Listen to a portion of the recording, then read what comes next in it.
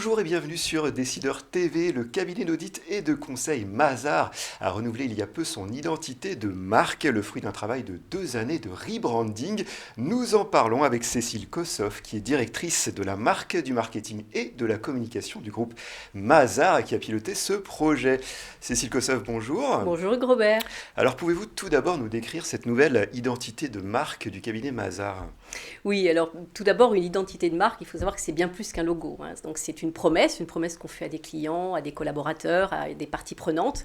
Alors pour Mazars, quelle est cette promesse? Eh bien, c'est celle d'une expérience fluide et d'une approche qui va être juste et ajustée, hein. Ce qui veut dire qu'on va vraiment s'attacher à ce que chaque client reçoive l'expérience et ce dont il a besoin exactement, et puis des réponses les plus justes. Pour les collaborateurs, c'est vraiment de pouvoir les accompagner et de les faire grandir dans un environnement qui va reconnaître leurs aspirations, mais aussi leur potentiel. Et c'est tout ça qu'on a voulu traduire dans notre nouvelle identité visuelle. Alors, cette nouvelle marque entend exprimer aussi une perspective différente que Mazars aurait sur le marché de l'audit et du conseil. Pouvez-vous nous en dire davantage? Oui, c'est vrai que le marché du conseil et de l'audit est un marché qui a besoin de choix et de qualité. Alors, il a été essentiel pour nous d'essayer vraiment de raconter comment Mazars, finalement, montre cette différence. Se différencie des autres acteurs du marché. Sur ce besoin. Alors, un secteur de l'audit qui est assez secoué en ce moment. Oui, exactement. Alors, historiquement, Mazars est un acteur un peu différent parce que c'est le seul acteur international de cette taille, en fait, qui soit d'origine européenne et d'ailleurs française, hein, vous le savez. C'est aussi un acteur qui a un mode d'organisation complètement unique, à savoir intégré, totalement intégré. Ce sont les associés de Mazars qui dirigent le cabinet dans 90 pays et puis qui partagent les mêmes valeurs, la même charte, les mêmes approches de qualité et d'ailleurs les mêmes résultats. Et donc, cette intégration et ce modèle-là, c'est aussi quelque chose qui va amener une expérience différente à nos clients. Donc, c'était quelque chose qu'il fallait vraiment qu'on arrive à exprimer.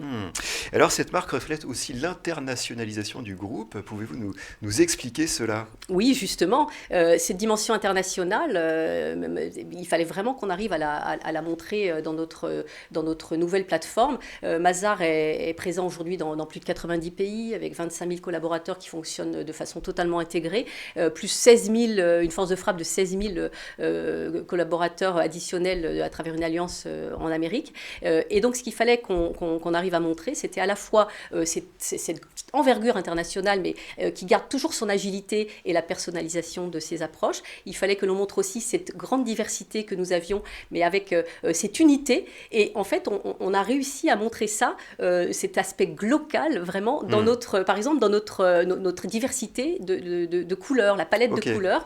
On l'a aussi montré dans la façon, par exemple, dont notre logo s'intègre de façon transparente dans les publications. On l'a montré dans le mariage entre les photographies et les couleurs. Et c'est cette unité, cette harmonie qu'on a vraiment traduit dans notre univers de marque. Exprimer. Voilà. Alors, cette nouvelle identité entend également exprimer les valeurs du cabinet. Pouvez-vous nous en dire davantage? Oui, Mazars est connu et reconnu d'ailleurs pour être un acteur qui a toujours eu une conscience sociale forte, avec un socle de valeurs important, qui aujourd'hui d'ailleurs fait la réputation du cabinet. Alors, on a construit la plateforme de marque autour de ces valeurs et puis on a remis vraiment la conscience sociale au cœur de notre identité. Aujourd'hui, ces valeurs, elles sont d'ailleurs écrites dans un code de conduite qui sert de... C'est pas juste un effet de mode, parce que c'est vrai qu'en ce moment, le business est très... s'assit beaucoup sur les valeurs et sur la RSE. Vous, c'est... Oui, vous avez raison, et c'est d'ailleurs vraiment important, parce que pour nous, c'est vraiment un guide moral, ce code de conduite autour de ces valeurs qui va dicter vraiment les comportements et de tous nos collaborateurs de façon cohérente, j'allais dire, dans le monde entier.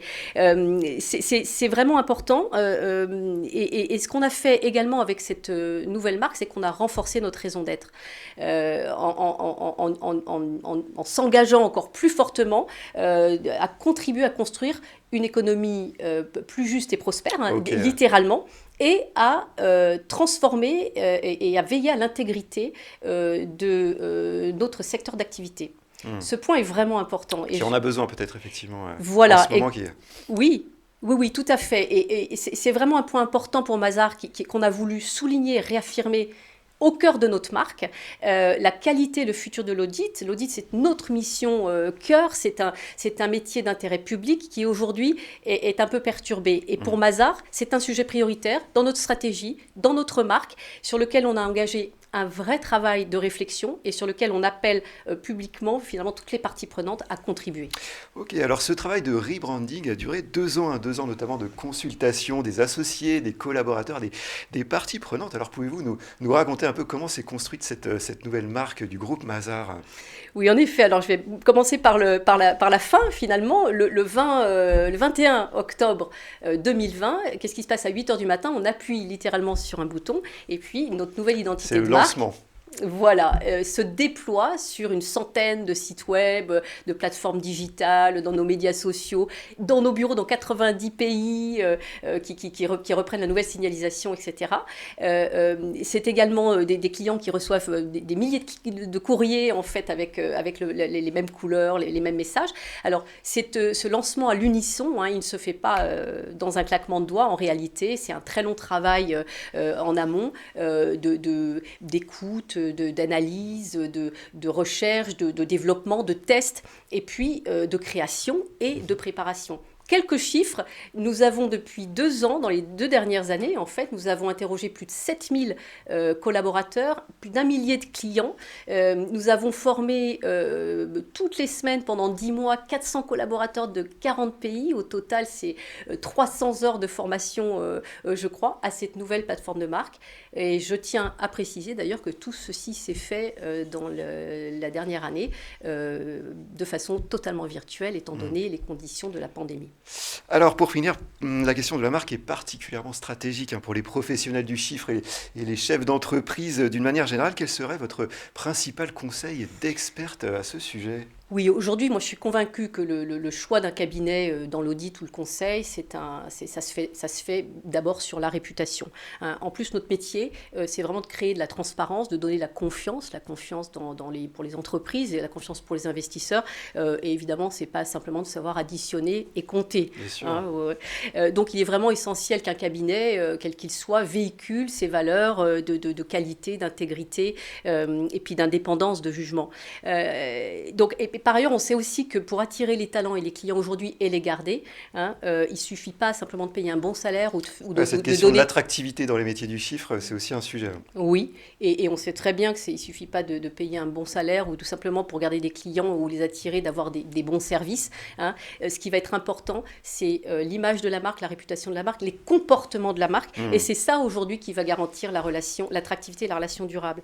Donc finalement, mon conseil, c'est que le travail sur la marque, ça va être quoi ?